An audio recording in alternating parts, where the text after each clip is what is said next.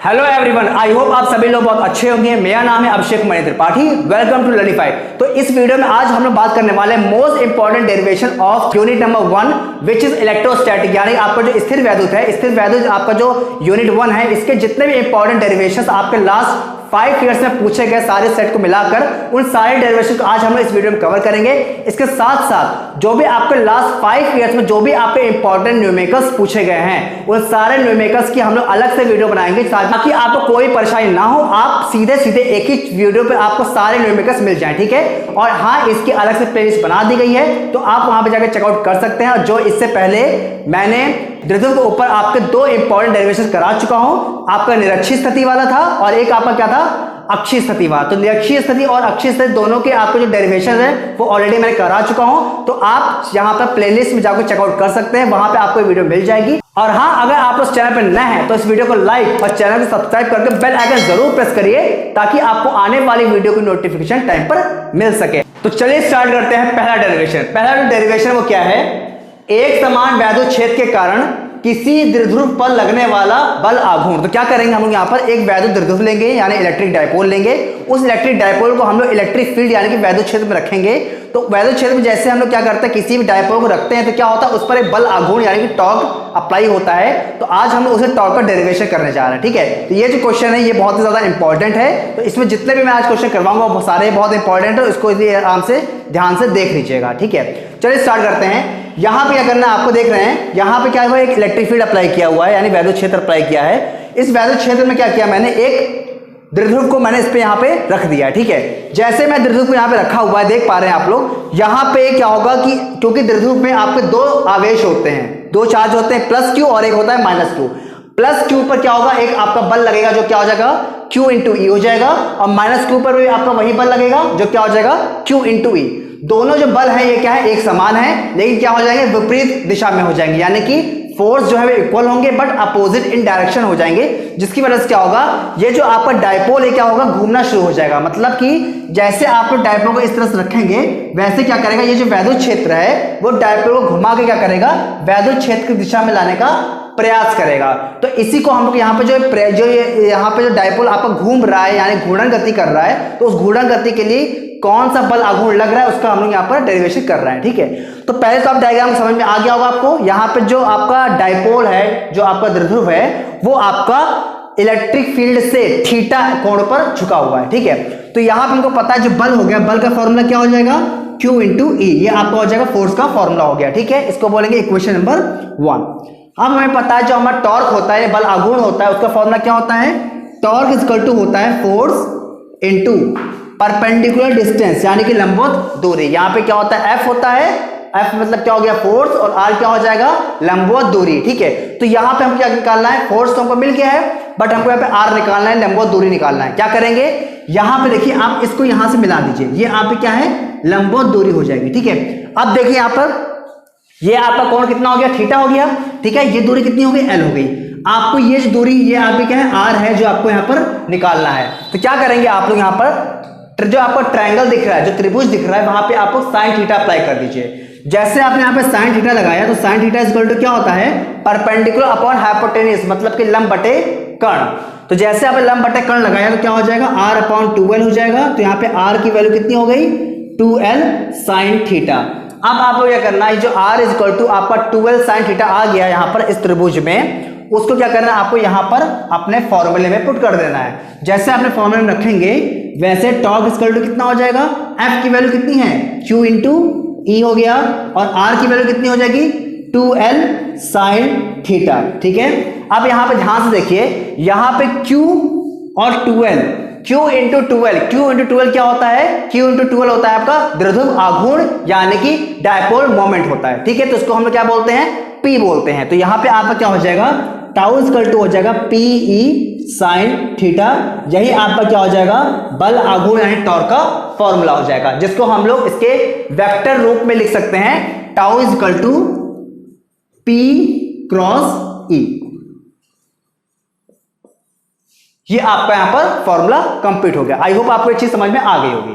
तो चलिए देखते हैं अपना नेक्स्ट इंपॉर्टेंट डेरिवेशन। तो यहाँ पे आप देख पा रहे हैं आपका है गॉस के नियम का अनुप्रयोग, जिसको बोलते हैं एप्लीकेशन ऑफ गॉस लॉ। ये बहुत इंपॉर्टेंट टॉपिक है, तो इससे आपके दो डेरिवेशन बहुत इंपॉर्टेंट है, तो वो आपके दोनों डेरिवेशन आपके एग्जाम में पूछे गए हैं और हर बार पूछे भी जाते हैं। ठीक है, तो पहला जो डेरिवेशन है वो क्या है, अनंत लंबाई के एक समान आवेशित तार के लिए आपको क्या करना है, इलेक्ट्रिक फील्ड यानी वैद्युत क्षेत्र का सूत्र निकालना है। किसके यूज करके, गॉस के नियम का यूज करके। ठीक है, तो देखिए कैसे करेंगे। यहां पे आप पहले डायग्राम देख लीजिए। यहां पे डायग्राम में देख पा रहे हैं आप लोग, एक आपके पास तार है जो कैसा आवेशित तार है। ठीक है, इस तार से r दूरी पर एक बिंदु है जहां पे क्या करना है, आपको वैद्युत क्षेत्र निकालना है। अब आपको याद रखना है कि गॉस का जो नियम लगाते हैं, तो गॉस का नियम लगाने से पहले क्या करते हैं हम लोग, जो भी आपका तार है उसके चारों तरफ से एक गॉसियन पृष्ठ मानते हैं। ठीक है, आप लोग क्या करेंगे, यहाँ पर जो आप ये सिलेंडर देख रहे हैं, ये क्या है, आपका इमेजिनरी सिलेंडर है। मतलब क्या किया गया है, एक गॉसी पृष्ठ को अपने आप से मान लिया गया है। ठीक है, तो मान लिया कि आपका जो तार है उसके चारों तरफ क्या है, आपका एक बेलनाकार गॉसियन पृष्ठ हो गया। ठीक है, अब ये जो गॉसियन पृष्ठ है, इसके आपको पता है कि जो आपका सिलेंडर होता है, जो आपका बेलन होता है, उसकी दो सतह होती है। कौन कौन सतह होती है, एक होता है आपका वक्र पृष्ठ और एक होता है आपका समतल पृष्ठ। ठीक है, तो यहां पे जो आपका वक्र पृष्ठ है, इस वक्र पृष्ठ का जो आपका क्षेत्रफल वेक्टर होता है, वो क्षेत्रफल वेक्टर कहां पे होगा, हमेशा बाहर की तरफ। याद रखेगा, किसी भी सतह का जो क्षेत्रफल वेक्टर होता है वो हमेशा क्या होता है, बाहर की तरफ होता है। यानी जब सपोज कर लीजिए ये आपका क्या है, सिलेंडर है, बेलन है, तो अगर आप क्या कहते हैं, ये सतह लेते हैं, तो इसका जो आपका क्षेत्रफल वेक्टर होगा वो कहां पे होगा, बाहर की तरफ होगा। अगर ऐसे कर दें, ये सतह लेंगे तो उसका क्षेत्रफल वेक्टर क्या होगा, बाहर की तरफ होगा। तो यहां पे जो आपका ये समतल पृष्ठ है, इसका क्षेत्रफल वेक्टर क्या हुआ, बाहर की तरफ हो गया। और यहां पे ये जो आपका वक्र पृष्ठ है, इसका क्षेत्रफल वेक्टर भी बाहर की तरफ हो जाएगा। ठीक है, अब क्योंकि ये क्या है, आपका प्लस चार्ज इसको दिया हुआ है, यानी कि ये क्या है, धनावेशित है, तो धनावेशित होने की वजह से क्या होगा कि इसकी वजह से जो आपका वैद्युत क्षेत्र उत्पन्न हो रहा होगा, वो वैद्युत क्षेत्र क्या होगा, हमेशा बाहर की तरफ होगा। तो यहां पे आप देख पा रहे हैं, ये आपका क्या है, वैद्युत क्षेत्र की दिशा हो गई। अब यहां पे क्या करते हैं, गॉस का नियम यूज करते हैं। ठीक है, तो गॉस का नियम अप्लाई करने के सबसे पहले क्या करना होता है, आपको वैद्युत फ्लक्स निकालना पड़ता है। तो आपको पता है, जो आपका वैद्युत फ्लक्स होता है उसका फॉर्मूला क्या होता है, उसका फॉर्मूला होता है इंटीग्रेशन E डॉट ds। ये होता है आपका फॉर्मूला। ठीक है, यहां पे डॉट का मतलब होता है, जब आप डॉट हटाते हैं तो यहां पे क्या आता है, आपका cos थीटा आता है। ये cos थीटा क्या होता है, E यानी कि वैद्युत क्षेत्र, और ds मतलब क्षेत्रफल वेक्टर के मध्य बना कोण। तो देखिए पहले क्या करेंगे हम लोग, यहां पर वक्र पृष्ठ जो आपका है, इस वक्र पृष्ठ पे क्या करेंगे, ये आप फॉर्मूला लगाएंगे। तो यहां पर फाई को लिख देते हैं यहां पर c का मतलब क्या है, आपका कर्व सरफेस यानी कि वक्र पृष्ठ। ठीक है, जैसे आपने वक्र पृष्ठ पे लगाएंगे, देखिए आप लोग यहां पे क्या हो जाएगा, यहां पे आपका थीटा कितना दिख रहा है, देखिए ये आपका क्या है, इलेक्ट्रिक फील्ड हो गया, ये आपका क्या है, क्षेत्रफल वेक्टर हो गया, ये आपका क्या हो गया, वैद्युत क्षेत्र। दोनों क्या है, समान दिशा में है। समान दिशा में होने की वजह से क्या हो जाएगा, यहां पर जो थीटा हो गया वो कितना हो गया, 0 डिग्री हो गया। तो यहां पे क्या हो जाएगा, phi C is equal to कितना हो जाएगा, E ds cos 0 डिग्री, और cos 0 क्या होता है, आपका 1 हो जाता है। तो यहां पे क्या हो जाएगा, आपका सीधे सीधे phi C is equal to हो जाएगा E ds और इंटीग्रेशन। अब क्या है, आपका जो E है, जो वैद्युत क्षेत्र वो क्या होता है, आपका फिक्स है, कांस्टेंट है, तो उसको क्या करेंगे, बाहर निकाल देंगे। जैसे आप E को बाहर निकालेंगे, वैसे क्या हो जाएगा, आपका यहां पर अंदर क्या बचेगा, खाली इंटीग्रेशन यानी समाकलन किसका, क्षेत्रफल वेक्टर का। ठीक है, अब देखिए यहां पर मैं बात इसी कर रहा हूं अभी वक्र पृष्ठ की, कर्व सरफेस की। तो यहां पर इसका मतलब होता है क्षेत्रफल, कुल क्षेत्रफल, यानी कि इसका जो आपका बेलन है, इस बेलन का वक्र पृष्ठ कितना होता है। तो आपको पता होगा, क्लास 10th में आप पढ़ चुके हैं, किसी भी बेलन का जो वक्र पृष्ठ होता है वो कितना होता है, 2 पाई RH होता है। कितना होता है, 2 पाई RH। ठीक है, अब यहां पे देखिए, यहां पे h क्या होता है, उसकी ऊंचाई होती है, पर यहां पे ऊंचाई में कितनी मानी है, L मानी है। तो यहां पे क्या हो जाएगा, आपका phi C is equal to हो जाएगा आपका E इंटू 2 पाई RL। ठीक है, ये आपका समीकरण नंबर पहला हो जाएगा। अब क्या करना है आपको, देखिए आपका ये सतह हो गई, अब आपकी कौन सतह बची है, ये वाली सतह बची है। अब यहां पे बहुत ध्यान से देखिए, यहां पे वैद्युत क्षेत्र E और क्षेत्रफल वेक्टर के बीच कोण कितना दिख रहा है, 90 डिग्री दिख रहा है। इसका मतलब क्या हो जाएगा, जब आप इसके लिए आप वैद्युत फ्लक्स निकाल लेंगे तो यहां पे क्या हो जाएगा, cos 90 हो जाएगा, और cos 90 कितना होता है, 0 हो जाता है। यानी कि जो आपका समतल सतह हो जाएगी, उस समतल सतह की वजह से कोई भी वैद्युत फ्लक्स प्रोड्यूस नहीं होगा। ठीक है, यानी कि आपका जो हो जाएगा फाई पी का मतलब क्या हो जाएगा, आपका प्लेनर सरफेस यानी कि समतल सतह, वो कितना हो जाएगा, 0 हो जाएगा, क्योंकि आपका यहां पर थीटा कितना हो गया, 90 डिग्री हो गया। ठीक है, तो इसका हम छोड़ देंगे। अब आपके पास क्या हुआ, सिर्फ एक ही इक्वेशन बच गई। अब क्या करते हैं, गॉस का नियम लगाते हैं, गॉस के नियम के अनुसार। तो गॉस के नियम के अनुसार, अब आप लोग जानते हैं गॉस का नियम क्या कहता है। गॉस का नियम कहता है कि जो फाई होता है वो आपका हमेशा Q अपॉन एप्सिलॉन नॉट के इक्वल होता है, जहां पे Q क्या होता है आपका आवेश होता है और एप्सिलॉन क्या होता है आपका परावैल्युतांक होता है। ठीक है, आपको पता होगा विद्युतशीलता, जिसको बोलते हैं क्या, विद्युतशीलता बोलते हैं। ठीक है, परमिटिविटी ऑफ फ्री स्पेस। ठीक है, अब क्या करना है आपको, फाई की वैल्यू उठा के यहां पे पुट कर दीजिए, तो क्या हो गया आपका is into 2 pi r L is equal to Q upon epsilon naught. आपको निकालना किसका मान था, E का मान निकालना था, बाकी को उधर भेजिए। तो E इज इक्वल टू कितना हो गया आपका 1 upon 2 pi epsilon not Q upon L. ये आपका क्या हो गया, फॉर्मूला बन गया। अब यहां पे एक चीज ध्यान से देखिएगा, यहां पे याद रखिएगा कि यहां पे जो आपका क्या होता है लैम्डा, लैम्डा क्या होता है आपका रेखीय आवेश घनत्व होता है। ठीक है, रेखीय आवेश घनत्व क्या होता है, एकांक लंबाई में उपस्थित आवेश, यानी किसी भी आपका अगर तार है तो उसी तार की लंबाई जो है, ठीक है, अगर आप तार की लंबाई कितनी है, L है, तो एकांक लंबाई में उपस्थित आवेश की जो मात्रा होती है उसे क्या बोलते हैं, रेखीय आवेश घनत्व बोलते हैं। ये आपका 1 मार्क्स में क्वेश्चन भी आ जाता है और इसका यूज यहां करेंगे। ठीक है, तो क्या करेंगे, जहां पे आप Q अपॉन L देख रहे हैं वहां पे क्या करेंगे, लैम्डा को लिख देंगे। तो आपका जो फॉर्मूला बन गया वो क्या बन गया आपका यहां पे फॉर्मूला बन जाएगा E is equal to 1 upon 2 pi epsilon naught lambda. ये आपका क्या हो जाएगा, फॉर्मूला बन जाएगा। यहां पे चलो, यहां पे आपका आर भी रहेगा तो यहां पे आर का टर्म भी यूज करेंगे, तो ये आपका पूरा फॉर्मूला बन गया E is equal to lambda upon 2 pi epsilon naught r. तो ये आपको क्या हो जाएगा, पूरा डेरिवेशन यहां पर कंप्लीट हो गया।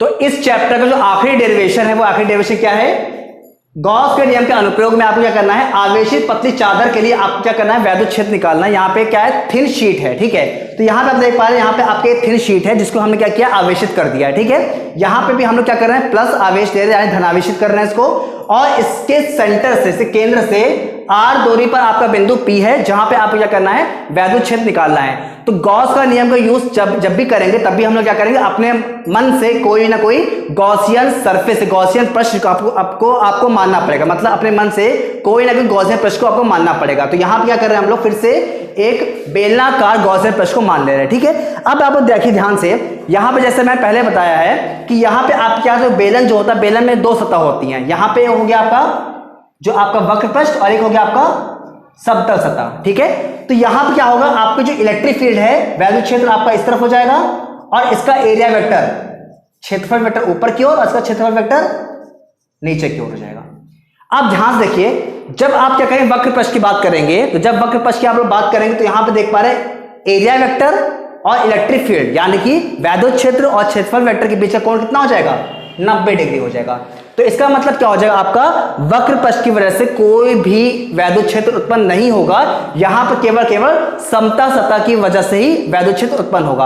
और समतल सतह कितनी यहां पर, एक इधर की ओर है और एक आपकी इधर की ओर है। ठीक है, तो यहां पे हम क्या करते हैं, पहले निकालते हैं, पहली जो समतल सतह है उसकी वजह से क्या करेंगे, वैद्युत क्षेत्र निकाल लेंगे। तो हम लोग यहां पे क्या करेंगे, फाई इक्वल टू फॉर्मूला क्या हो जाएगा आपका, EA cos थीटा। जहां पे ए क्या है, ए आपका जो आपकी शीट है, चादर है, उसका क्षेत्रफल हो गया। ठीक है, तो यहां पे क्या हो गया आपका, थीटा कितना हो गया, 0 डिग्री हो गया। तो आपका यहाँ पे φ1 क्या हो जाएगा आपका, E इंटू ए हो जाएगा। इक्वेशन नंबर 1, φ1 का मतलब क्या हुआ, जो आपकी पहली समतल सतह है उसकी वजह से वैद्युत फ्लक्स कितना हुआ आपका, E इंटू ए हो गया। सेम ऐसे आपका φ2 भी कितना हो जाएगा आपका, E इंटू ए हो जाएगा। इक्वेशन नंबर 2 हो गया। दोनों क्या करेंगे आप, ऐड कर देंगे, तो φ इक्वल टू क्या हो जाएगा आपका, EA प्लस EA, यानी कि आपका 2EA इक्वल टू आपका हो जाएगा 5। इक्वेशन नंबर 3 हो गया। ठीक है, यहां तक क्लियर हो गया होगा। अब हम लोग क्या करेंगे, यहां पे गॉस का नियम लगाएंगे। तो गॉस के नियम के अनुसार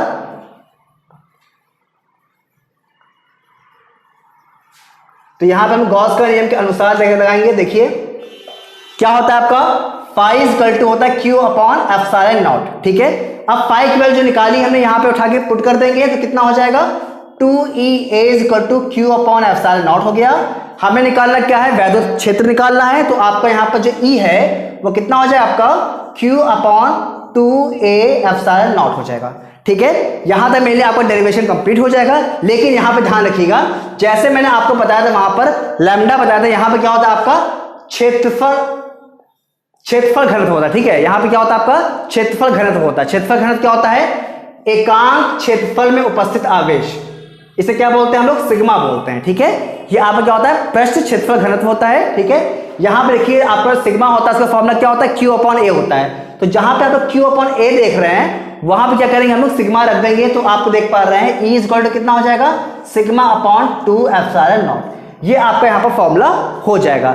यहां पे ध्यान ये दीजिएगा कि आपका जो वैद्युत क्षेत्र है वो R पर निर्भर नहीं कर रहा है। ठीक है, ये भी क्वेश्चन पूछा जाता है कि अगर हम लोग क्या करें, ये R को अगर क्या करें, दुगना कर दें तो हमारा वैद्युत क्षेत्र कितना हो जाएगा। तो यहां पे ध्यान रखिएगा कि जो आपका शीट होता है, चादर होती है, उसका वैद्युत क्षेत्र कभी भी R पर निर्भर नहीं करता है। तो R को आप जितना भी बढ़ा देंगे आपका वैद्युत क्षेत्र क्या होगा, चेंज नहीं होगा, यानी कि सेम रहेगा। ठीक है, तो इस तरह से आपके यहाँ पर सारे इंपॉर्टेंट डेरिवेशन कंप्लीट हो गए। आई होप आपको वीडियो अच्छा लगा होगा। अगर आपको वीडियो अच्छा लगा है तो अपने दोस्तों के साथ जरूर शेयर करिए, और अगर आप उस चैनल पर नए हैं तो चैनल को सब्सक्राइब जरूर करिए और हाँ, बेल आइकन जरूर प्रेस करिए ताकि आने वाले वीडियो नोटिफिकेशन टाइम पर मिल सके। और कोई भी अगर डाउट रह जाता है तो आप कमेंट सेक्शन में अपने डाउट को पूछ सकते हैं।